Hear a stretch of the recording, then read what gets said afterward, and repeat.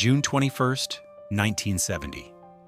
The New York Stock Exchange floor erupts in chaos. Penn Central, the largest transportation company in the United States, has just filed for bankruptcy. In a single afternoon, 94,000 employees are left staring into an abyss, and billions of dollars in investor wealth simply vaporize. Just decades earlier, this was the Pennsylvania Railroad, the undisputed standard railroad of the world. They commanded 10,000 miles of track, operated a budget larger than the United States government, and fundamentally built the American century. They were a titan so powerful, they believed they were immune to failure. Now their majestic stations are slated for the wrecking ball. Their trains are frozen on the tracks, and the empire is dead. How does a corporate monolith with infinite resources and an absolute monopoly collapse into absolute ruin? It wasn't just bad luck. It was an astonishing cocktail of blinding arrogance, a toxic corporate merger, and a stubborn refusal to see the world changing around them. In the early 1840s, the United States was a nation straining against its own geography. The eastern seaboard was booming with industry and trade, but the vast, resource-rich interior of the continent was cut off by a formidable wall of rock and dense timber, the Allegheny Mountains. For the city of Philadelphia, this mountain range was an existential threat. To the north, New York had successfully bypassed the mountains with the Erie Canal, funneling the immense agricultural and industrial wealth of the Midwest straight into Manhattan. If Philadelphia did not find a way to pierce the Alleghenies, it would be permanently relegated to the shadows of American commerce. Desperation breeds audacity. On April 13, 1846, the Pennsylvania legislature granted a corporate charter for a bold, seemingly impossible project: a continuous rail line connecting Philadelphia in the east to Pittsburgh in the west. They called it the Pennsylvania Railroad, PRR. At the time, it was less a standard business venture and more a declaration of war against geography itself. The man tasked with leading this assault was J. Edgar Thomson, a brilliant, austere civil engineer who viewed mountains not as insurmountable barriers, but as mathematical equations waiting to be solved. Thomson understood that to conquer the Alleghenies, he needed more than just iron rails and wooden ties. He needed an army. Thousands of laborers, largely Irish immigrants, were thrown against the rugged, unforgiving terrain, working in brutal conditions, enduring bitter Appalachian winters and blistering summers. They carved their way through solid rock, using little more than black powder, pickaxes, and raw human endurance. Lives were inevitably lost, buried beneath collapsing tunnels, or shattered by premature dynamite explosions. But the march westward never halted. The tracks crept forward, inch by bloody inch. The ultimate test of Thomson's vision culminated in 1854 with the completion of the Horseshoe Curve. It remains a masterpiece of 19th century engineering that still defies belief. Faced with a steep, virtually impassable mountain grade near Altoona, Thomson's engineers designed a massive, 220-degree sweeping curve carved directly into the side of the mountain. It artificially lengthened the track, reducing the sheer gradient to a manageable slope that heavy, coal-fired steam locomotives could actually climb. Before the Horseshoe Curve, moving freight across the mountains required the Allegheny Portage Railroad, a painfully slow, convoluted system of canals and stationary steam winches dragging train cars up steep inclines. It was an agonizing bottleneck that choked trade. After the curve was finished, trains could steam continuously over the summit, shrinking a journey of days into a matter of hours. It was a triumph of human ingenuity over the natural world. The Great Wall had been breached. The floodgates of American commerce were thrown wide open, and the wealth of the interior began pouring directly into the coffers of the PRR. But the true genius of the Pennsylvania Railroad wasn't just in its tracks, it was in its corporate mind. As the railroad expanded rapidly, the sheer logistical nightmare of coordinating hundreds of moving trains, thousands of employees, and countless tons of freight across hundreds of miles threatened to collapse the company from within. Traditional ad hoc business management of the 1850s was wildly unequipped for an enterprise of this unprecedented scale. To survive, Thompson and his executives looked to the only institution in human history capable of managing such vast, decentralized complexity, the military. The Pennsylvania Railroad pioneered the line and staff organizational structure in American business. They divided their massive system into distinct geographic divisions, each commanded by a superintendent who wielded absolute, general-like authority over their territory. Information flowed strictly up the chain of command. Orders flowed precisely down. They standardized timetables, implemented rigid safety protocols, and established a corporate culture that demanded unquestioning obedience and absolute precision. Employees didn't just work for the PRR, they enlisted in it. This military-style discipline transformed the Pennsylvania Railroad from a regional transport route into an unstoppable, mechanized leviathan. It functioned with a cold, terrifying efficiency. Every bolt, every tie, every ounce of coal was meticulously accounted for. The company even built its own massive manufacturing shops in Altoona, effectively creating a self-sustaining industrial city whose sole purpose was to feed the railroad's insatiable demand for new locomotives and rail cars. By the time the American Civil War erupted, the PRR was a hardened, hyper-efficient machine, proving its logistical supremacy by moving immense quantities of Union troops and supplies with flawless precision. But the end of the war did not bring peace to the PRR. It brought an insatiable appetite. The original goal of connecting Philadelphia to Pittsburgh had been achieved, but it was no longer enough. Under ruthless, expansionist leadership, the Pennsylvania Railroad began a relentless campaign of acquisition. It bought up smaller, struggling railroads, aggressively extending its iron tentacles toward the great industrial hubs of the Midwest: Chicago, St. Louis, Cincinnati.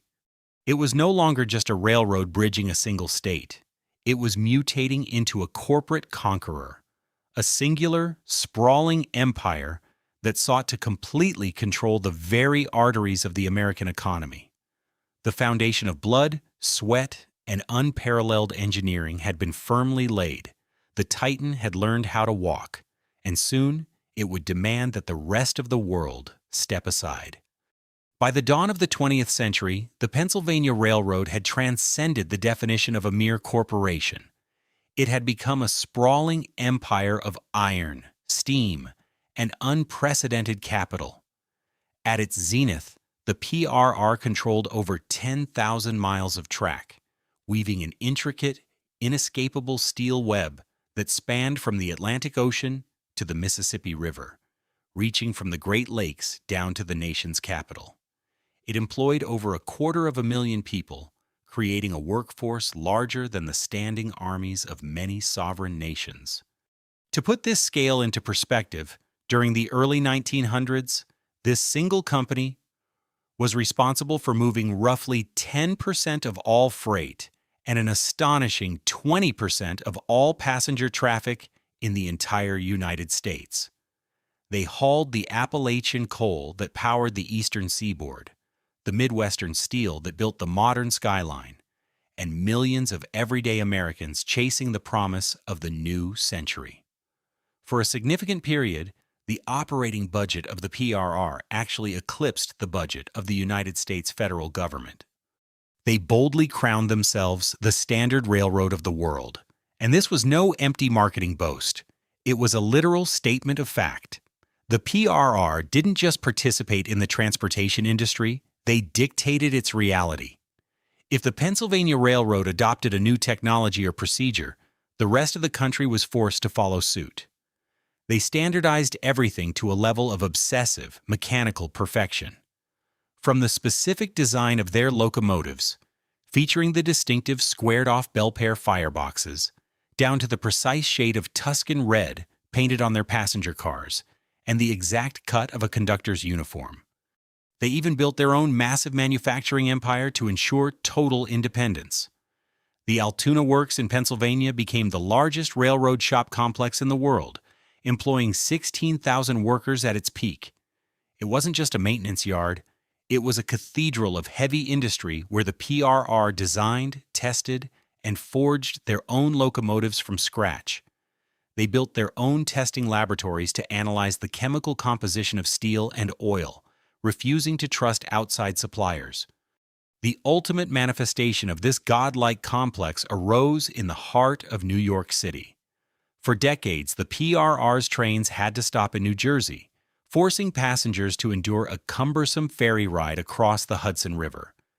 To PRR President Alexander Cassatt, this was an unacceptable indignity. His solution was a multi-million-dollar engineering miracle, tunneling blindly beneath the Hudson and East Rivers to construct a monumental terminus directly in Manhattan. Opened in 1910, Pennsylvania Station was a breathtaking architectural triumph. Modeled after the Roman baths of Caracalla, its massive pink granite columns, travertine walls, and soaring glass and steel concourses covered 8 acres of prime Manhattan real estate. When a traveler arrived in New York via the PRR, they didn't just step off a train. They entered the city like royalty. Penn Station wasn't merely a transit hub. It was a physical temple dedicated to the railroad's absolute, unconquerable supremacy. This operational dominance generated staggering, almost incomprehensible wealth. The Pennsylvania Railroad was the largest publicly traded corporation on Earth. It achieved a financial feat that bred absolute, unquestioning faith from Wall Street. It paid a continuous, uninterrupted cash dividend to its shareholders every single year starting in 1847. It was the longest streak of dividend payments in corporate history. Because of this relentless consistency, the financial world didn't view PRR stock as a typical equity. They viewed it as a fundamental utility, an immutable law of economic nature. It was considered as safe as a U.S. Treasury bond. Widows, orphans, pension funds, and massive institutions all parked their generational wealth in PRR shares, secure in the knowledge that the Standard Railroad would always deliver. With infinite wealth came terrifying political leverage. The company's influence permeated every level of American society, but at home, they essentially owned the state of Pennsylvania. The PRR executives didn't just lobby the state legislature in Harrisburg. They often dictated terms to it. Politicians, judges, and local officials operated firmly within the railroad's deep pockets, but within this unchecked power lay a fatal, invisible flaw. This unparalleled supremacy bred a dangerous, systemic arrogance. The rigid, military-style command structure, which had been so vital for coordinating the railroad's rapid expansion in the 1850s, was slowly calcifying into a bloated, inflexible bureaucracy. The men running the company from the executive suites of Philadelphia's Broad Street Station were an exclusive, isolated aristocracy. The PRR promoted strictly from within, creating a massive echo chamber of executives who had never worked in any other industry, never experienced a truly competitive market, and firmly believed that the Pennsylvania way was flawlessly perfect.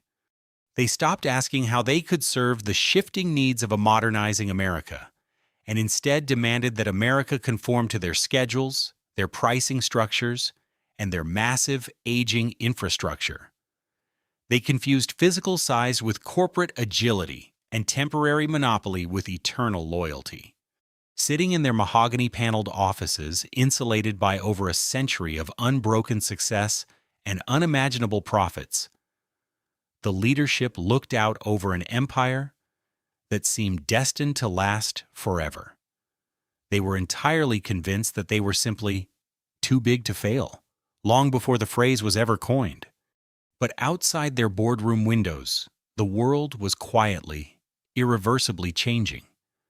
A new century was bringing the hum of new engines, engines of commerce that did not require iron tracks or steam. The Titan had reached the very peak of its glory, completely blind to the fact that it was now standing on the edge of a very steep, very long precipice. World War II was arguably the Pennsylvania Railroad's finest hour. When the United States mobilized for global conflict, the government leaned heavily on the PRR's immense infrastructure. Between 1941 and 1945, the company moved an incomprehensible volume of men and material, transporting millions of troops and hauling the vital steel, coal, and munitions that powered the Allied war machine. They ran their equipment to the breaking point, their tracks humming 24 hours a day, 7 days a week. When the war finally ended, the railroad emerged physically exhausted, but psychologically invincible. The executives sitting in the Broad Street Station boardrooms looked at their post-war balance sheets and saw nothing but absolute dominance. They had survived the Great Depression, they had conquered the logistical nightmare of a world war, and their dividends were still paying out like clockwork. They believed the future would simply be a continuation of the past. But the reality of 1946 was a mirage. The world had fundamentally shifted, and the men running the PRR were entirely too isolated to see it. The American dream was changing shape. Returning veterans, armed with the GI Bill, were leaving the dense rail-connected urban centers and fleeing to the newly built suburbs. And the suburbs demanded a new kind of mobility, the personal automobile. In the 1920s, a car was a luxury. By the 1950s, it was a fundamental staple of middle-class American life. The fatal blow to the PRR's passenger supremacy arrived in 1956, when President Dwight D. Eisenhower signed the Federal Aid Highway Act. It authorized the construction of 41,000 miles of interstate highways. It was the largest public works project in American history, and crucially, it was heavily subsidized by the government. Suddenly, ordinary Americans could travel smoothly from city to city for the price of a tank of gas, free from the rigid timetables and increasingly worn-out passenger cars of the railroad. At the same time, a threat was materializing in the sky. Commercial aviation, once an expensive novelty for the daring, was rapidly becoming safe, reliable, and incredibly fast. The introduction of pressurized cabins and soon after, the Boeing 707 jetliner revolutionized travel. Business executives, the PRR's most lucrative and dependable passenger demographic, realized they could fly from New York to Chicago in 2 hours rather than spending 16 hours on a sleeper train. The PRR was suddenly fighting a two-front war against government-subsidized concrete and the boundless open sky, and they were losing. Faced with a rapidly changing world, a nimble company would have pivoted. They would have ruthlessly downsized unprofitable passenger routes, abandoned redundant branch lines, and focused entirely on adapting their freight services to compete with the emerging trucking industry.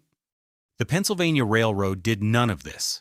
Burdened by a century of pride, the PRR leadership simply could not fathom a reality where Americans did not prefer the train. They viewed the rise of the automobile and the airplane as temporary fads. Instead of adapting, they doubled down on a dying paradigm. Believing that they could simply lure the public back with sheer luxury, the PRR poured millions of dollars into upgrading their passenger fleets. They purchased sleek, streamlined locomotives and modern, lightweight coaches. They maintained the prestige of their legendary flagship trains, like the Broadway Limited, pouring money into silver service dining cars and immaculate sleeping quarters. It was a magnificent display of denial. The trains were beautiful, but they were running increasingly empty. A luxury dining car cannot generate a profit if there is no one sitting at the tables. The financial hemorrhage was swift and brutal. Historically, passenger service had always been a narrow-margin business, subsidized by the immense profits of moving heavy freight. But by the late 1950s, the passenger division was no longer just breaking even. It was actively destroying the company's capital. The PRR was losing upwards of $50 million a year solely on passenger operations, a catastrophic sum that threatened to drag the entire empire under. To make matters worse, the PRR's legendary freight dominance was also under siege. Agile, non-unionized trucking companies were utilizing the new interstate highways to poach the most lucrative, high-margin freight, manufactured goods, electronics, and time-sensitive deliveries. The trucks could offer door-to-door service, a logistical flexibility that a train tied to fixed iron rails could never match. The PRR was increasingly left hauling bulk, low-margin commodities like coal and iron ore.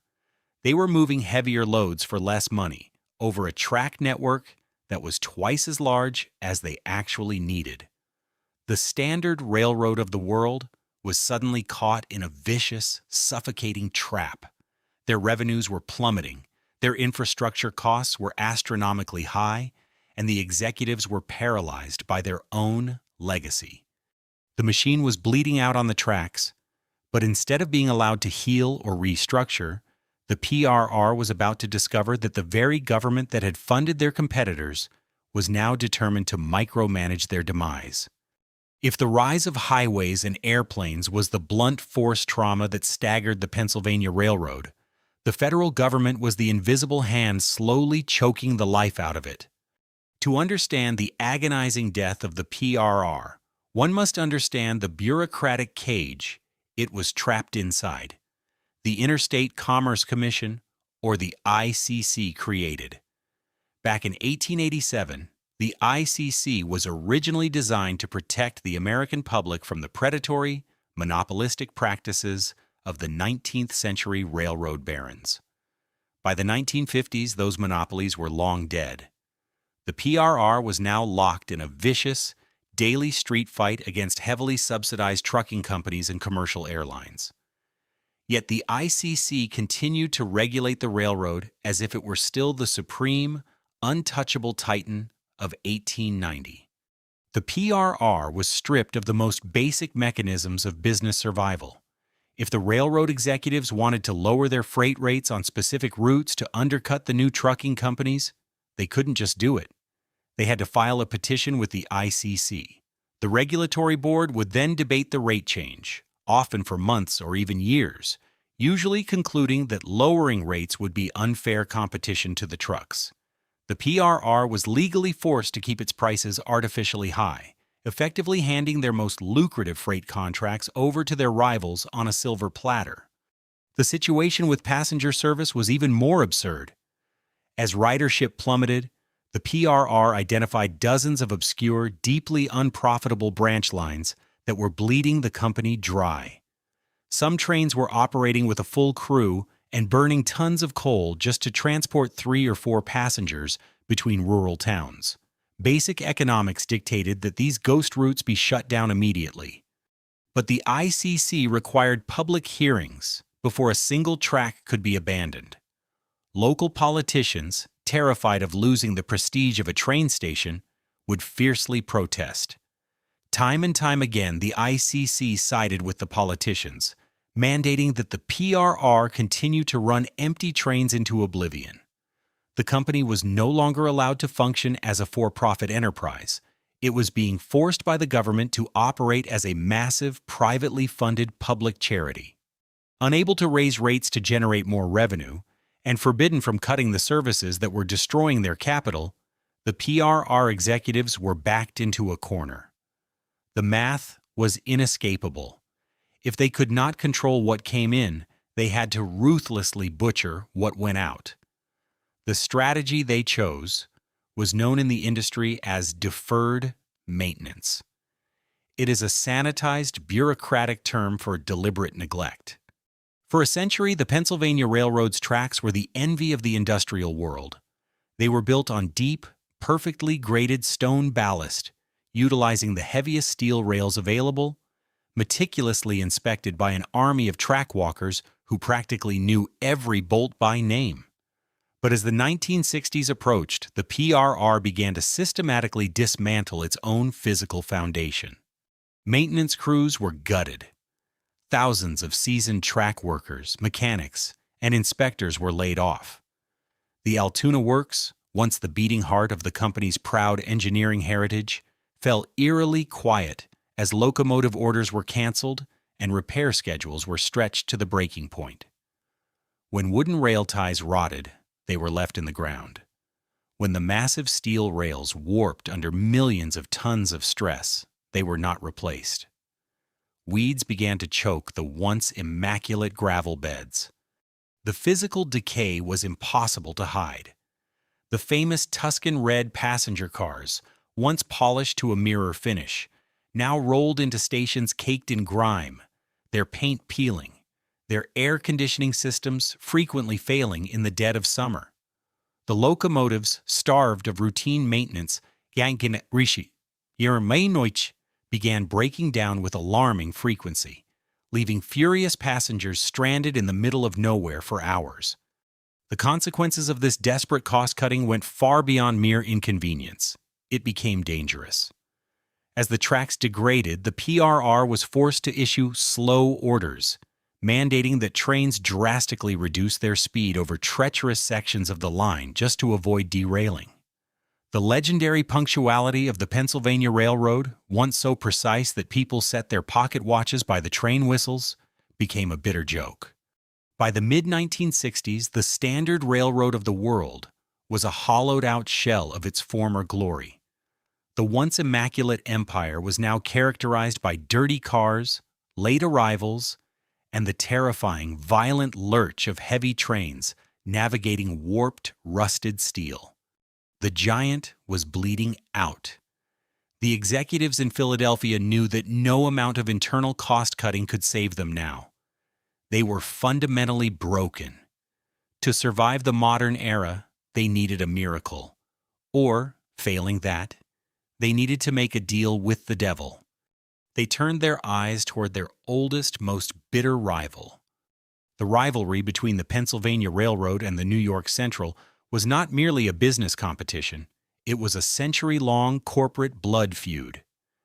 They were the undisputed heavyweight titans of the American East. If the PRR laid a heavier, more durable track, the Central engineered a faster, more aerodynamic locomotive.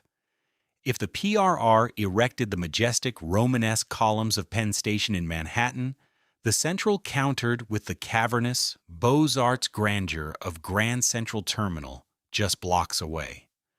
Generations of railroad men were raised to despise the opposing company with a rigid, almost religious fervor.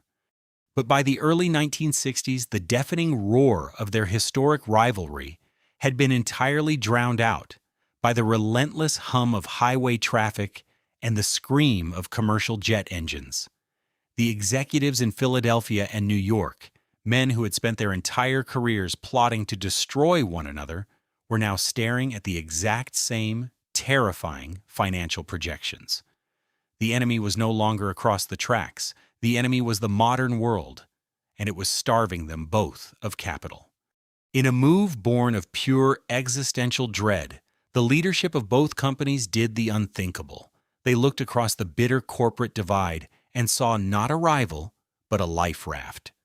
On paper, the logic of a mega merger seemed mathematically flawless. Between them, the PRR and the New York Central operated thousands of miles of completely redundant parallel tracks connecting the exact same industrial cities: Chicago, Cleveland, Detroit, New York. If they combined forces, they could tear up the duplicate steel, consolidate their massive, overlapping freight yards, fire thousands of redundant middle managers, and create a single, hyper-efficient transportation monopoly, capable of crushing the emergent trucking industry.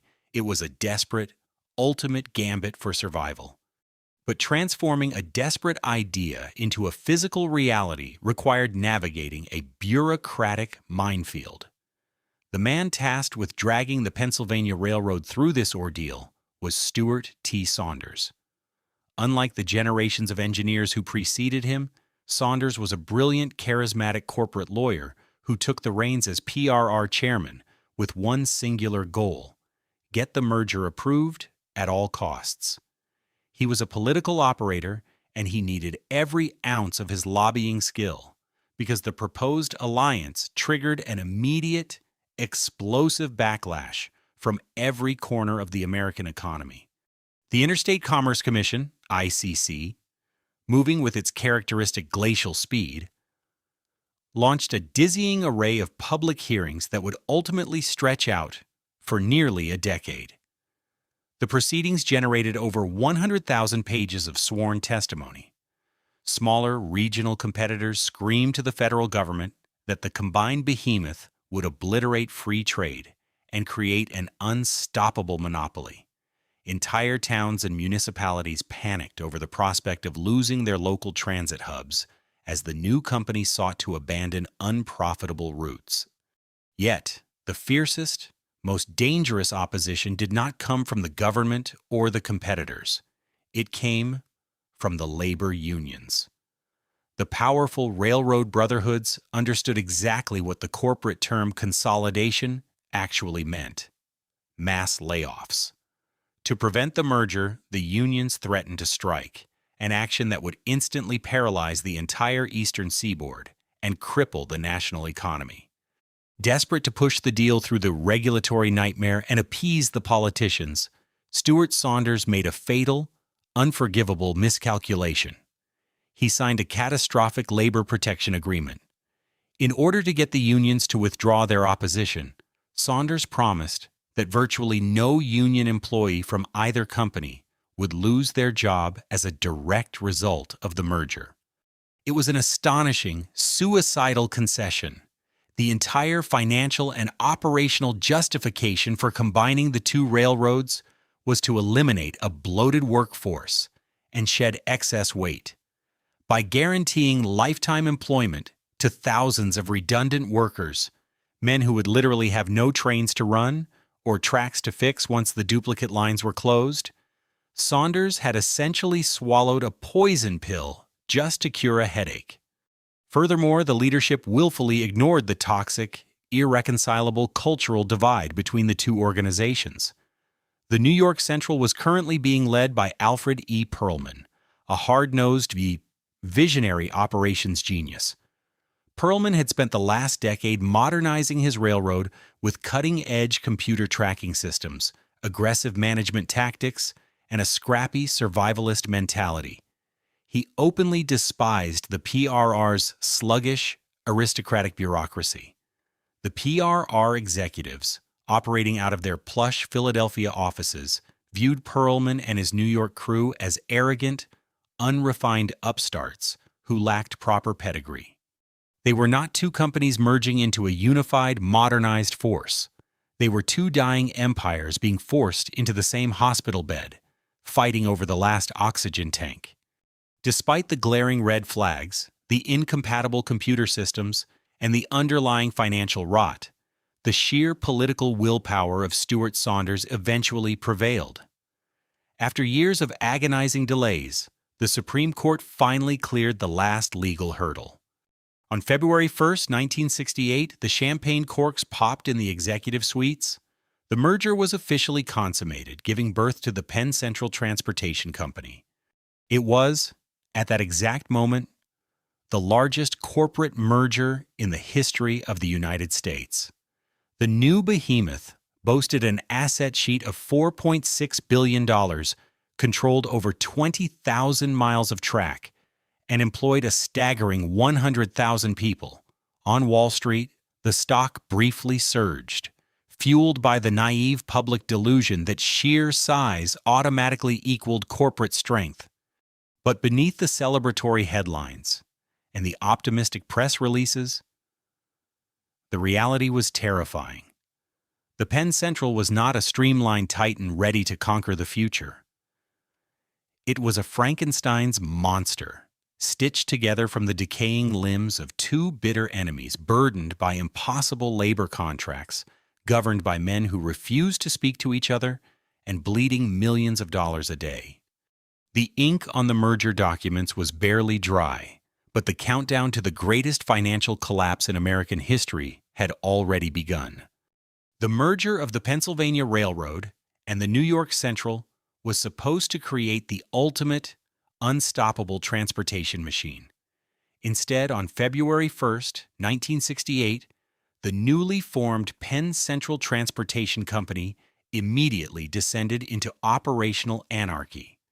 The primary issue was not the tracks or the trains, but the men running them. The corporate hatred between the two railroads was deeply ingrained, passed down through generations of workers like a bitter blood feud. Management had drastically underestimated the human element. The PRR men, known internally as the Red Team, viewed the New York Central Green Team as chaotic, undisciplined upstarts. The Green Team viewed the Red Team as arrogant, slow-moving aristocrats bound by suffocating paperwork. When they were suddenly forced to share freight yards and train cabs, they simply refused to cooperate. Supervisors from the PRR would deliberately ignore routing protocols established by former NYC managers. Yard masters would intentionally delay the opposing team's freight. It was a silent, internal civil war waged with switchboards and coupling pins, and the casualty was the company's fundamental efficiency. But the cultural animosity was nothing compared to the technological catastrophe. Prior to the merger, the New York Central had invested heavily in early, sophisticated computer systems to track the millions of tons of freight moving across their lines.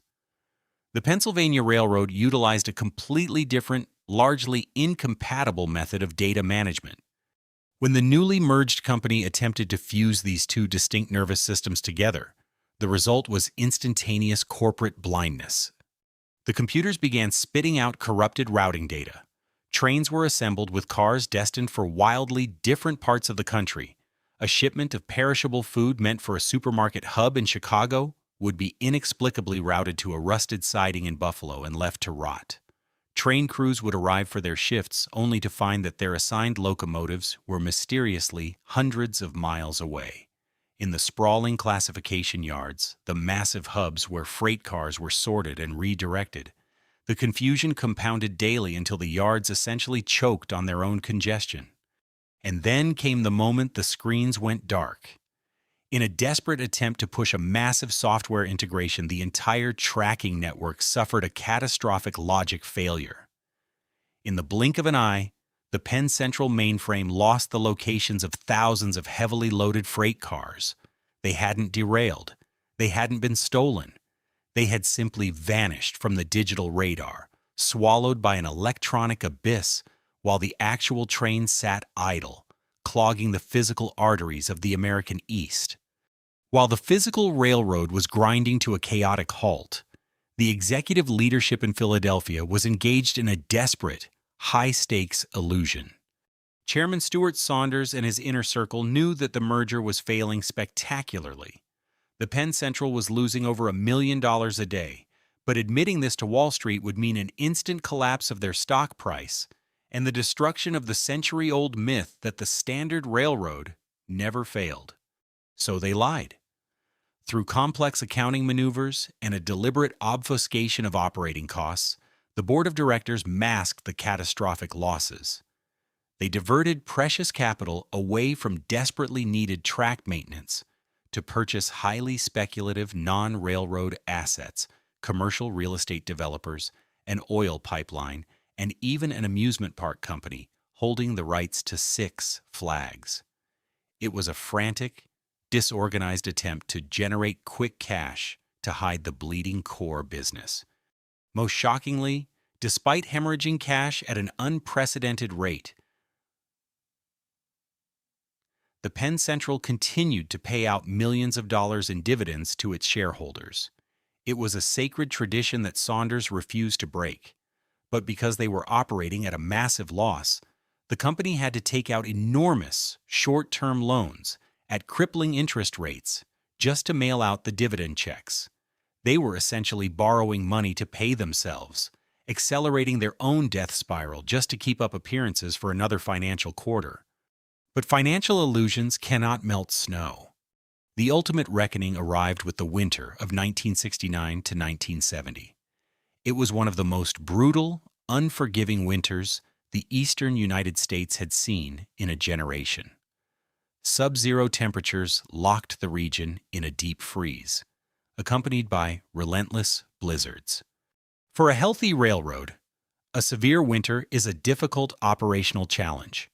For the hollowed-out, disorganized, and physically decaying Penn Central, it was an apocalyptic event. The deferred maintenance of the past decade finally exacted its toll. The aging locomotive fleet, already prone to breakdowns, simply froze solid. The pneumatic airlines that controlled the vital braking systems filled with condensation and turned to ice. Switches seized up. When trains did manage to move, the brittle, unmaintained steel rails shattered under the immense weight in the freezing temperatures, leading to a terrifying spike in derailments. Tens of thousands of freight cars sat completely immobilized in snow-choked yards across Ohio, Pennsylvania, and New York. Power plants up and down the coast began to run dangerously low on coal because the Penn Central could not move the hoppers out of the Appalachian mines. The system had not just failed, it had physically frozen in place. By the time the spring thaw finally arrived in 1970, the ice melted to reveal the horrifying truth. The Penn Central had burned through every line of credit, every cash reserve, and every ounce of goodwill. The great illusion was over.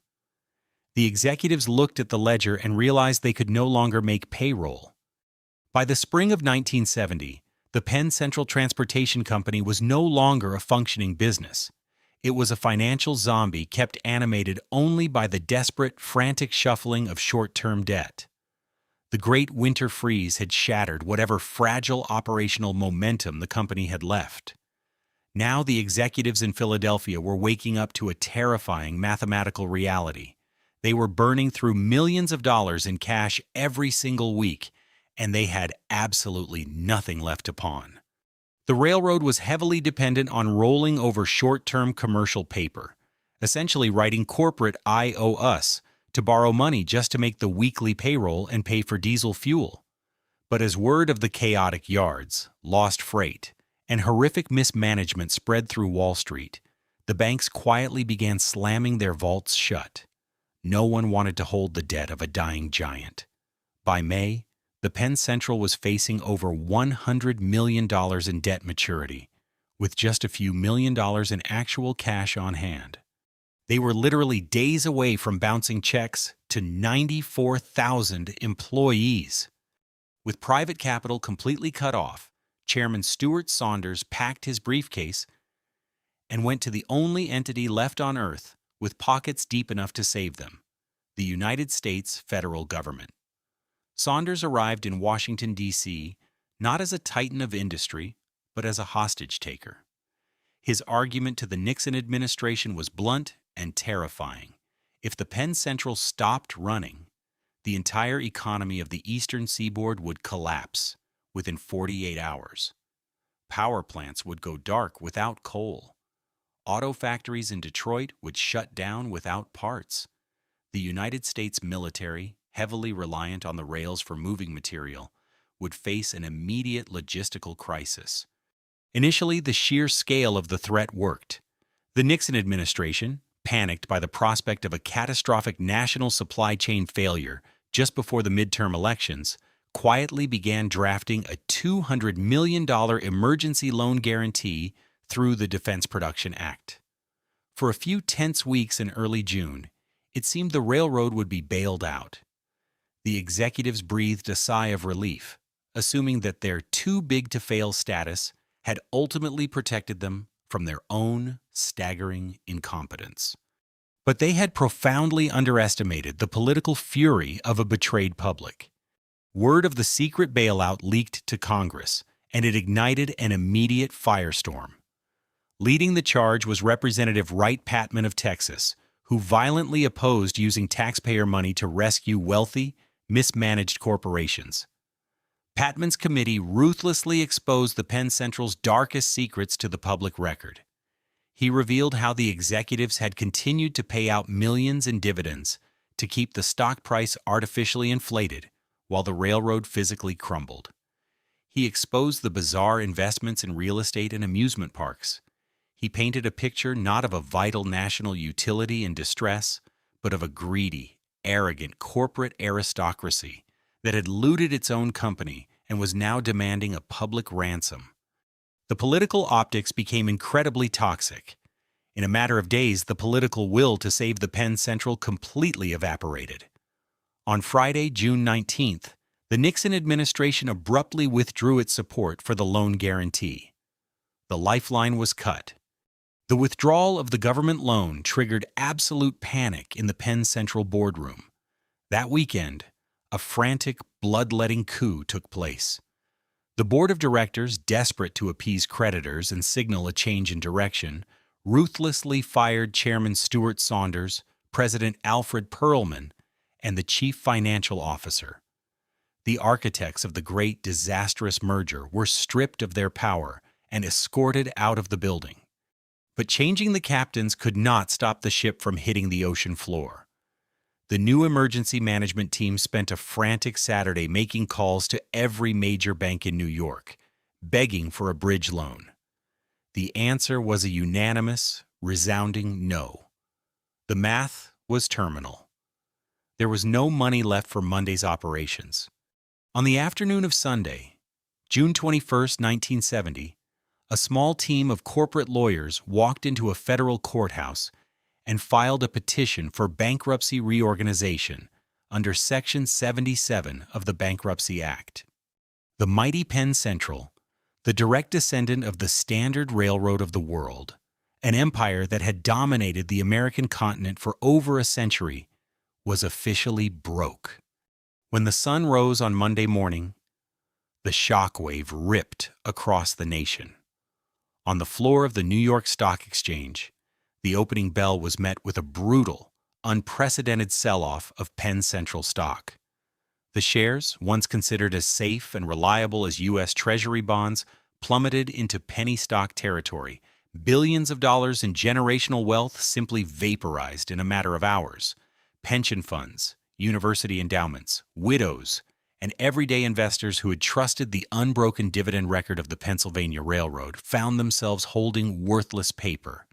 Out on the tracks, the news struck the 94,000 employees with the force of a physical blow. Trackmen in Ohio, yardmasters in Chicago, and conductors at Grand Central Terminal arrived for their shifts in a state of profound disbelief. They were working for a ghost. The proud, deeply ingrained identity of being a railroad man was suddenly overshadowed by the terrifying reality that their paychecks might bounce by Friday. Vending machines in the break rooms were emptied. Suppliers refused to deliver fuel or spare parts without raw cash up front. The collapse of the Penn Central was not just a corporate failure. It was a profound psychological trauma for the American public. It shattered a fundamental, unspoken assumption about the permanence of American industry. If a corporation of this unimaginable scale, with over 20,000 miles of track and a seemingly infinite history of dominance, could completely disintegrate, what else was vulnerable? The unwavering faith in the massive, mechanized corporate titans that had built the American century was permanently broken. The empire had fallen, but its massive corpse was still lying across the very arteries of the nation. The trains, for the moment, were legally mandated to keep moving, but the company pulling them was dead. And the government, which had just refused to save them, was about to realize they had inherited a catastrophe far worse than they had ever imagined. The bankruptcy of the Penn Central was not merely a corporate failure. It was a structural earthquake that threatened to crack the foundation of the entire American economy. In 1970, the United States was a manufacturing powerhouse, and the Penn Central was its primary circulatory system, It was the largest railroad in the country, and when it stopped paying its bills, the tremors were felt from the boardrooms of Wall Street to the factory floors of the Midwest. The immediate crisis was liquidity, but the broader crisis was stability. The Penn Central's inability to pay for basic services like fuel, electricity, and track maintenance meant that the essential flow of commodities was at risk of a total, permanent stall. For an economy that relied on just-in-time deliveries of coal, steel, grain, and manufactured parts, the prospect of the Penn Central simply ceasing operations was not just a business inconvenience, it was a national security emergency. Banks and financial institutions across the globe were holding billions in Penn Central commercial paper.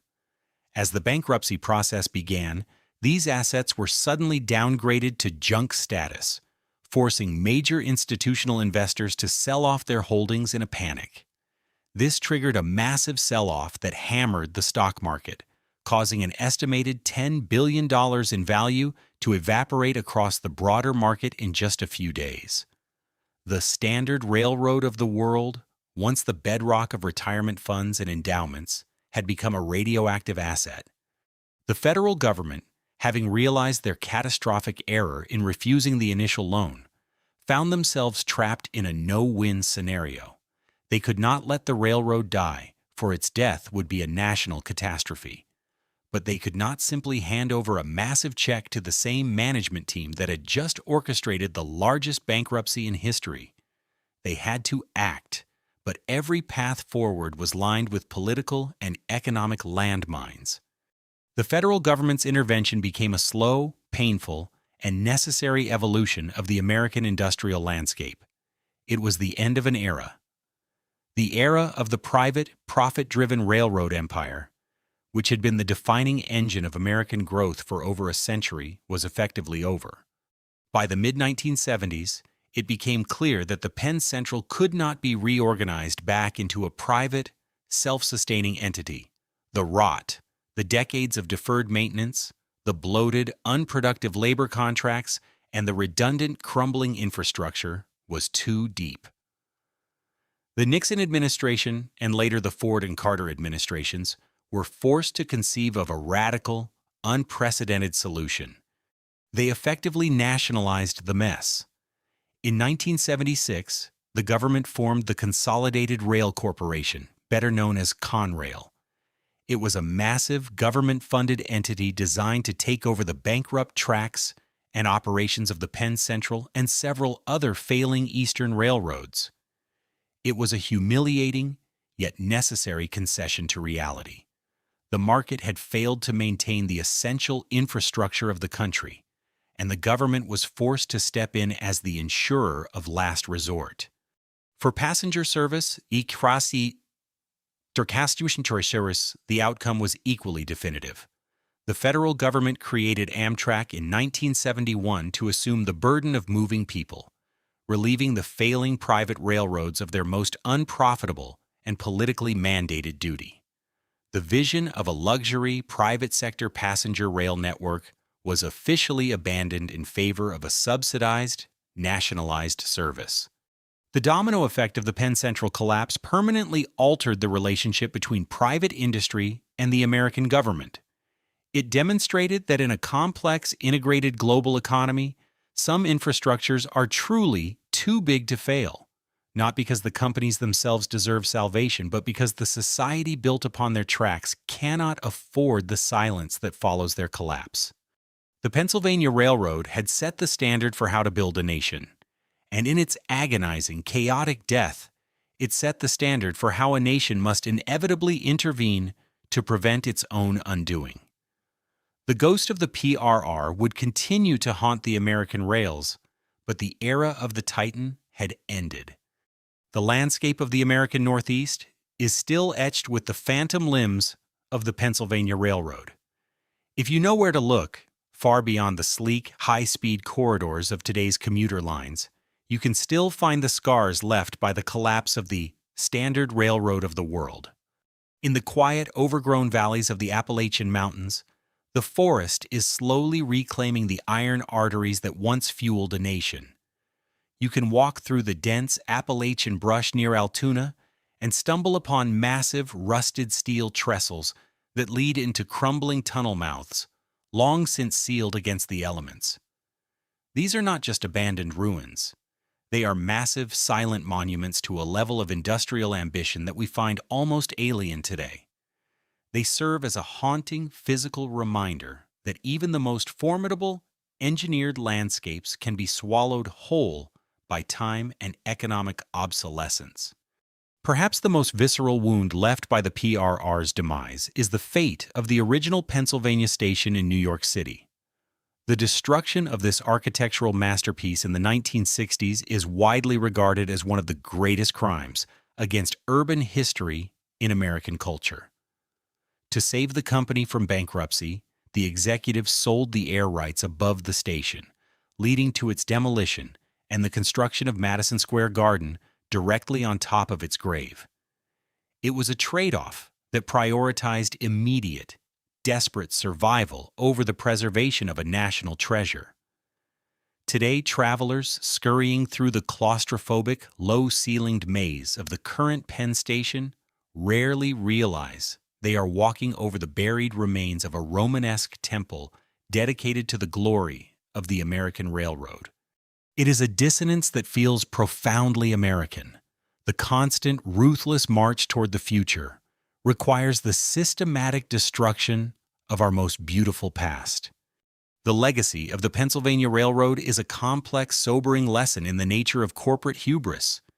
It is the story of a company that became so synonymous with success, so deeply embedded in the identity of the nation, that its leadership fundamentally lost the ability to perceive reality. They did not just manage a company, they managed a religion of efficiency and precision. And like many religions, they became dogmatic, insular, and utterly incapable of adapting to a world that no longer required their specific brand of salvation. The collapse of the PRR proved that size is not a shield against obsolescence. It taught us that when an organization becomes a utility in the public imagination, it carries a unique burden of responsibility that, if betrayed, leads to a swift and total loss of public trust. When the dividend checks finally bounced, the betrayal felt personal. The American public didn't just lose an investment, they lost a sense of stability. Today, the Northeast Corridor, the busiest and most critical rail line in the United States, still operates on the physical foundation laid by J. Edgar Thompson and his iron-willed engineers over a century ago. We are still riding on the ghost tracks of the Pennsylvania Railroad. We are still using their tunnels, their bridges, and their rights of way. The railroad itself is dead, long since absorbed into the machinery of Amtrak and Conrail. The men who sat in the mahogany boardrooms of Philadelphia are long forgotten, but the infrastructure they built, born of such intense, bloody ambition and destroyed by such breathtaking arrogance, remains the indispensable skeleton of our modern lives. Standing before the rusted, silent steel of a bypass track, one cannot help but feel a profound sense of melancholy. It is the silence of an empire that once roared with the fire of 1,000 furnaces, now standing in the quiet, patient company of the trees. It is the ultimate truth of the industrial age. We build our monuments to last forever, only to watch, in the blink of a historical eye, as they become the ghost tracks that guide the way for whatever comes next. The collapse of the Pennsylvania Railroad was not just the death of a corporation. It was the final, violent sunset of the industrial age as the American public understood it. What was once perceived as an immutable, godlike force, a structure so massive and essential that it defined the very landscape of our geography, proved, in the end, to be as fragile as the glass in a station concourse. We look back at the PRR and see the classic symptoms of an industrial titan losing its way. The suffocating weight of bureaucracy, the dangerous arrogance of a too-big-to-fail mindset, and the fatal refusal to acknowledge that the world was moving faster than their steam-powered legacy allowed. It is a cautionary tale that echoes in every modern boardroom today. No matter how deep your pockets, how vast your monopoly, or how long your history of dividend payments, relevance is not an inheritance. It is a daily, grueling battle that must be won against a world that never stops changing. But beyond the balance sheets and the bankruptcy filings, there is the human story. The thousands of men and women who gave their lives to the PRR didn't just build a transport network, they built a culture, a source of pride, and a foundation for the American middle class. When the ghost tracks finally fell silent, it wasn't just metal that was left to rust.